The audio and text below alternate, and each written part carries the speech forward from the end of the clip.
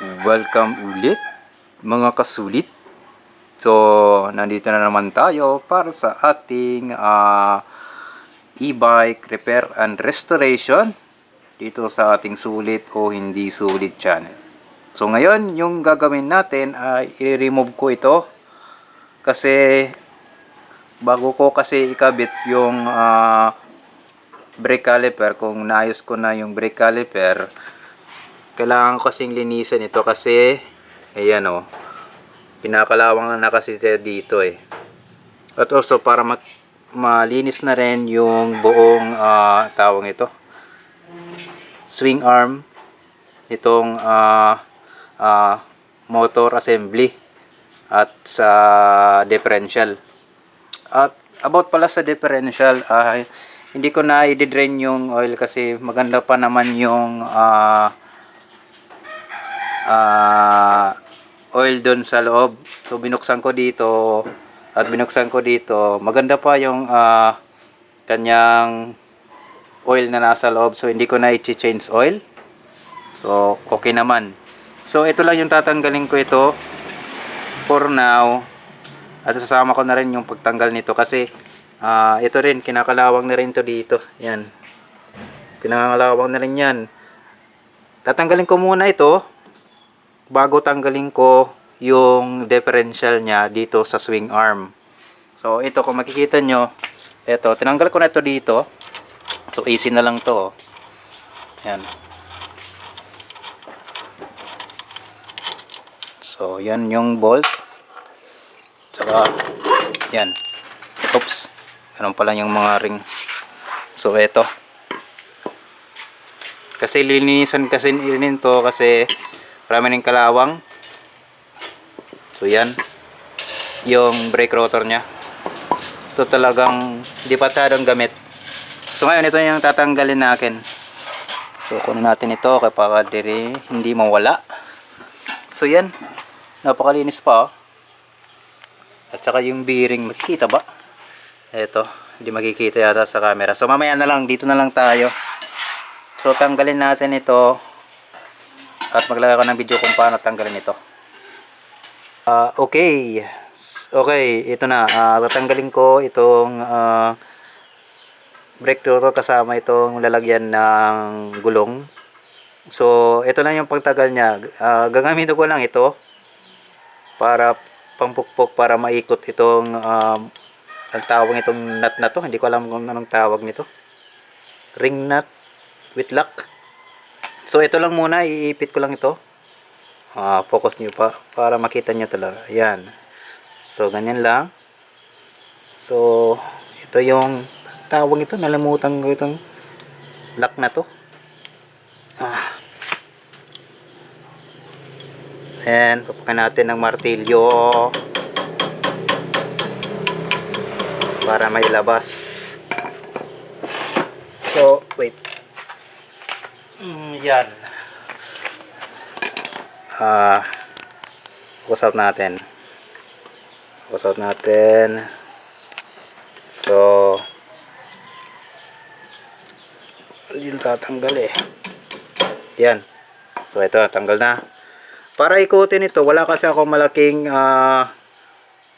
yabe or wrench para matanggal nito. Ito lang gagawin ko. Pupukpukin ko siya dito para siya umikot. Makikita nyo, iikot yan. Yan o, umikot ng konti. So ikutin ko yung ulit, tsaka pukpuk ulit. Yan, ayun, umikot na o. Okay, naman lang tayo para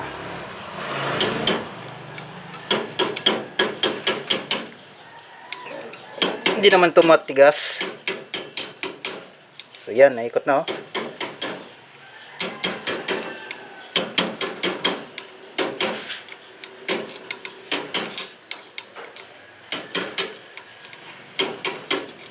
Then after that, ayun, tanggal na siya.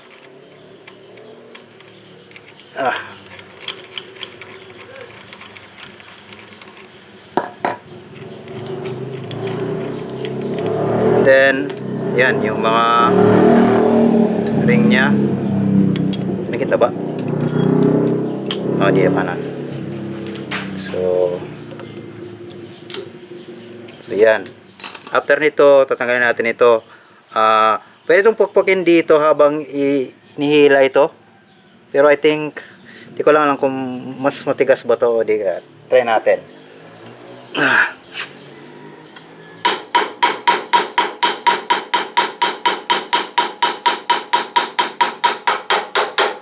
Ayun na oh. So yan. Yan, natanggal na natin. So dalawa na. Yung kabila, magkabilaan. Saka meron ito parang itawag ito. Hindi ko alam ang tawag nito. Guys, lagyan na lang sa description ng tawag nito. Yung para pang lock. Para hindi siya hindi siya mag-freewheel dito. Huwag itong make sure na matagin ito para hindi mapala. Ito ba yan? Hindi matanggal. Yan. Ito. Yan o. Ito para kasi yan dito.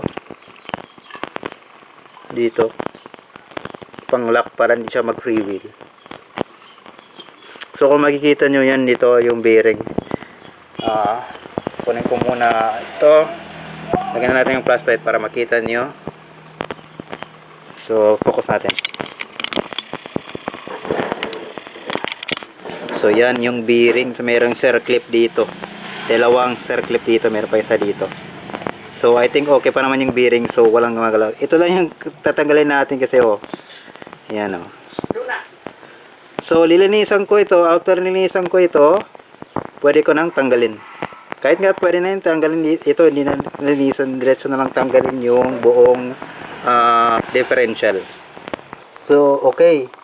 Tatanggalin natin yung differential na nakakabit sa swing arm niya. So ngayon tatanggalin natin. Need ko lang ng Allen wrench kasi yung Allen bolt kasi yung kanyang mga screw doon. So tanggalin natin. Ngayon.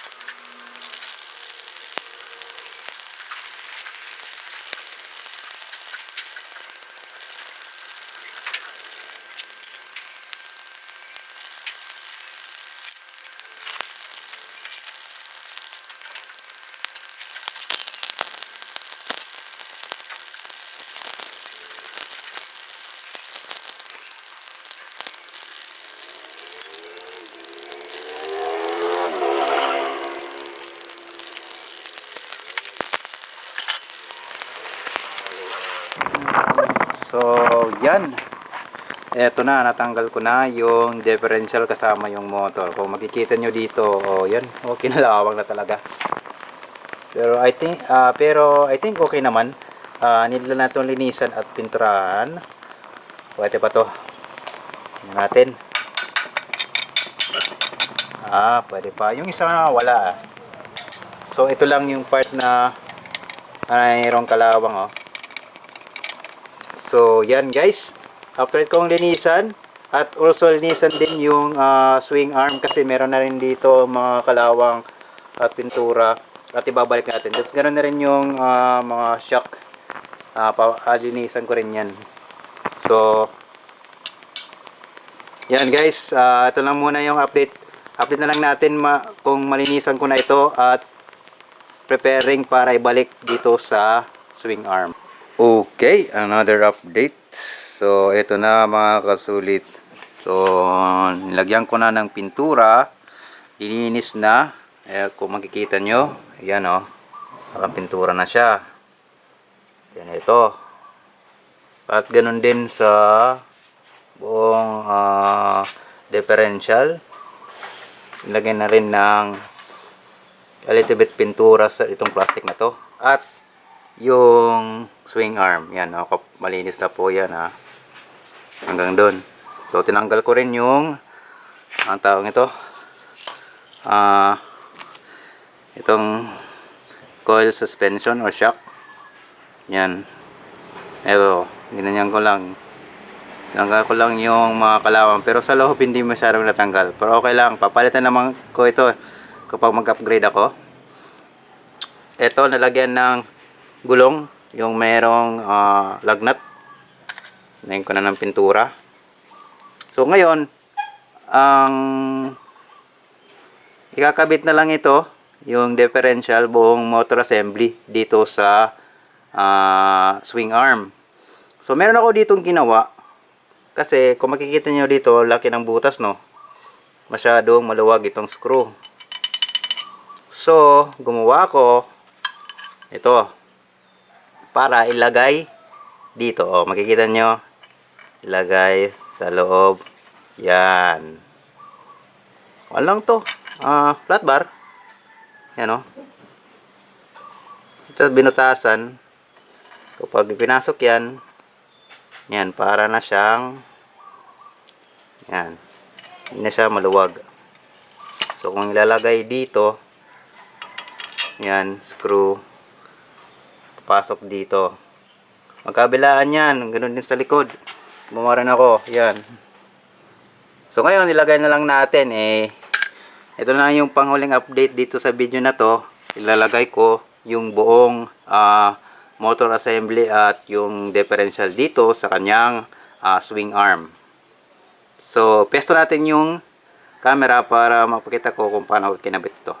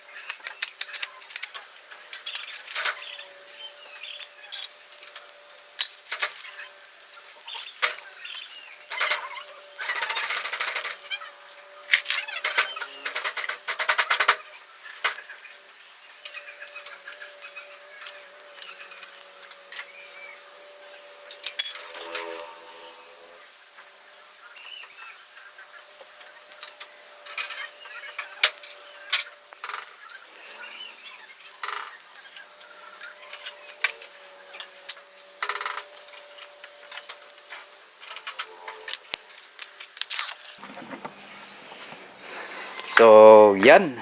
Mga kasulit. So, nakangat natin. Temporary, lagyan ko lang muna ng isang shock. So, yan yung nakalagay na yung buong tawag ito. Differential at saka yung motor assembly. So, yan. Hindi ko pa ito hinigpitan kasi make sure na talong siya. Straight siya. Papunta sa harap. Kasi kung hindi straighten yan, hindi maganda yan kapag umaandar. So guys, mukhang hiningal ako dito. So dito ko na lang itatapos itong video. Next time ilalagay ko na yung wirings niyan at yung mga gulong. So yung front okay naman, inayos ko na rin, pininturahan ko na rin yan. So guys, dito ko na itatapos yung video. You can like, share, and subscribe to my channel para sa ating susunod na update dito sa ating e-bike repair and restoration video dito sa ating sulit o hindi sulit channel. Babu!